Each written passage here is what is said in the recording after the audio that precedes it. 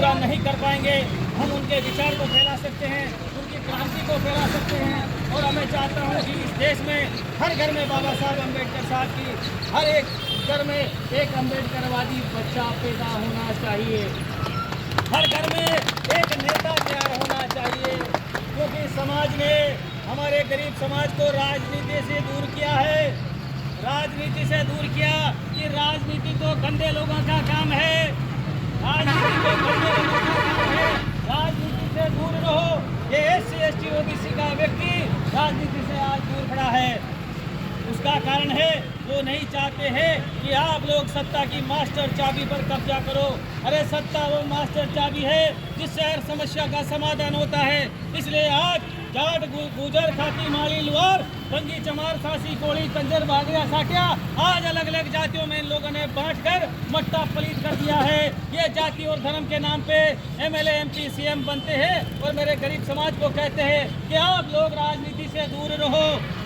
क्या रहो? राजनीति गंदी चीज है। अरे राजनीति गंदी चीज होती तो आज बहुत से पुजारी घंटा बजाते बजाते विधानसभा में जा रहे हैं, क्योंकि उनको पता है ताकत है तो केवल राजनीति में है, ताकत खेत में नहीं है, ताकत खलियान में नहीं है, ताकत किसी नौकरी में नहीं है, ताकत किसी में बिजनेस में नहीं है, ताकत है तो केवल राजनीति में है। और राजनीति से आप लोगों का लाने का जो कोई काम किया तो मेरे बाबा साहब अम्बेडकर साहब ने तुम्हें वोट देने का अधिकार दिया। उस वोट की ताकत से एक गरीब का बेटा इस देश का राजा बनता है, एक गांव का सरपंच उस गांव का राजा होता है, एक विधानसभा का MLA उस विधानसभा का राजा होता है, एक राजस्थान का मुख्यमंत्री पूरे प्रदेश का राजा होता है। ये मेरे समाज के लोगों, इस देश में मेरे बाबा साहब अम्बेडकर साहब ने करोड़ों करोड़ों गरीब अकीयत मजलूमों को राजा बनाने का काम किया। उन्होंने वोट देने का अधिकार दिया। ये मेरे समाज के लोगों, वोट वो ताकत है जो तुम्हें गरीब समाज के लोगों को राजा बनाने का काम करती है। इसलिए मेरे बाबा साहब ने खून पसीने से इस गरीब समाज को, इस अकीयत समाज को जीने का अधिकार दिया। बाबा साहब अम्बेडकर साहब ने हर जाति और हर धर्म के लिए काम किया। ये नहीं कहते तो कोई बाबा साहब ये कह दे कि किसी ब्राह्मण के खिलाफ कोई संविधान में कोई 2 लाइन लिख दी हो, किसी मुसलमान के खिलाफ कोई लाइन लिख दी हो, किसी बनिए के खिलाफ कोई लाइन लिख दी हो।